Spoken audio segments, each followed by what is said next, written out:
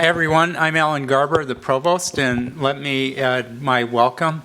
First of all, I have to commend all of you on your great one-line descriptions of what you do. That will come in very handy. They don't even need refinement. You're in great shape starting out. I really am delighted that you're all here. I think most of you are junior faculty. Is that great? Everybody in the room, pretty much. So let me just make a few remarks in the way of advice that you're free to ignore about how to make the most of your experience as a junior faculty member here at Harvard. I've been here, I was a student here, and this is my 9th year as Provost. I'm still learning the institution. Now, when you're starting as junior faculty, your first thought is not, how do I learn the institution? I am sure. You're trying to find the ground beneath your feet. You're trying to get your career on a good path, presumably working on your research, working on your teaching, just trying to get this basic stuff done. And you're thinking very much about the near term and your immediate surroundings. That's appropriate. There's probably no alternative. But let me make a pitch for you to think about the broader university and what it can mean for you. Now, granted, I'm sort of representing a particular point of view. As the provost, I'm the chief academic officer of the university, and the modern provost job actually didn't start until 1992, and it was originally created to foster interdisciplinary collaborations, especially inter-school collaborations, and it's gradually evolved into a provost job that's pretty similar to other universities. That is, the deans report to the president and provost. There's a lot of parts of the university that report in. But the one thing that's never changed is the provost is the person whose portfolio is heavily concentrated on making sure that the different parts of the university work together well. I think all of you know Harvard well enough to know that's a little harder here than at some other institutions. This is a very, very decentralized institution, and it's pretty easy to spend all your time here without going outside your own school, or in some cases even outside your own department. But if that's what happens to you, you have really missed out in a big way. And this is not maybe the first months of your time as faculty. It's not the right time to think about how can I cast my net really widely. We, in stealth mode, are trying to make sure that you do. In fact, this event is one of many that Judy and her office run to make sure that faculty across the university have a chance to get to know each other in ways that might not happen in your daily life. Right now, you may not be thinking about collaboration across schools, about forming connections across schools, but there will likely be a time in your career where it will be very useful, and I hope our panel will be able to talk about that a little bit, because I know our senior panelists here have a long history of that kind of engagement, and from my perspective, it's enriched their careers. There's a lot to gain from getting to know people in other parts of the university.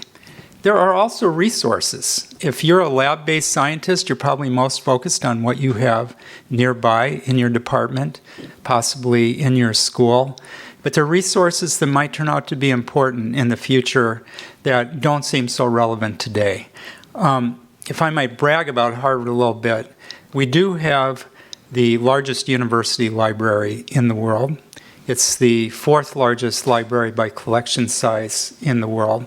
And it's a resource for people who may not think of the libraries as something that's really important to their academic careers. For historians, other people who work with original materials, who use archives, of course the library is as essential to their work as a lab is to a bench scientist. But it can be enormously valuable to all kinds of other people, and the library is increasingly a source for access to information and for actually helping you to find the information you need. It's not about card catalogs. It's about data sets. It's about information that comes in all forms, not only books and journals, but in many, many digital forms. So think of the library as a resource. We have the Harvard Art Museums is by collection size the 7th largest art museum in the country. It's not like most of the other large art museums because it is completely designed to support the teaching mission. And particularly in the humanities and the arts at Harvard, the museum is used as a resource for teaching in classes. So several of our faculty have curated exhibits at the library that support the classes that they are teaching at the same time. Even if you're not interested in the museum for that purpose, you should stop by there and look and see what can be done. The list goes on. But there are many, many resources here that you should think of maybe in the beginning as entertainment and perhaps later as potential resources for your teaching and research. But I want to return to thinking about your own career development more directly and just say, this is a time for you not only to grow in the sense of being productive with your research, but to expand your horizons. Harvard is different from many other universities in that the breadth of our intellectual activity is basically unsurpassed, although there are other universities that have similar breadth. We have excellence in a large range of areas. At some point, that can be a huge advantage to you, not only in terms of your personal satisfaction, but also your intellectual development. Make some space to allow that to happen, and you will benefit. And now, if I could go deeply off record to give some advice that many of your mentors would shoot me for giving you. For all of you who are junior faculty, which is almost all of you, for your own work and your own career, don't focus excessively on what it will take to make tenure. Think about where you want your career to be eventually. I've mentored many, many junior faculty. Most of my career has been at Stanford, not at Harvard, but I don't think there's a difference in this regard. And I've always told them, do the projects that you want to do. Don't do foolish things like have no publications when you come up for tenure. But don't think of tenure as the end point. Think of that as a way station, as one important way station in a very long career that hopefully will be very successful. So I've always advised my mentees to pursue the projects that interest them most, the ones that they're most passionate about. So far, every one of them achieved tenure, so I can't guarantee the same results if you follow my advice. But don't be so concerned about tenure that you don't focus on the longer term. That's focusing on the longer term is what's going to give you the most satisfying career you can have. And let me add, usually those goals are not in conflict. At the same time, you should also listen to your immediate mentors, and I hope you all have good ones. Good luck. Enjoy the afternoon.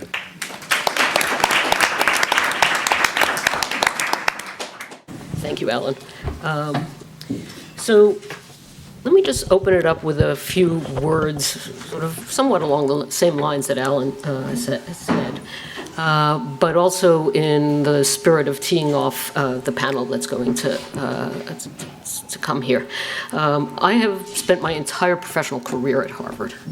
So I did my PhD in the statistics department, and I started as a junior faculty member at the Graduate School of Education at a time that there wasn't a tenure track. The move to a tenure track has been one of the most profound shifts at Harvard.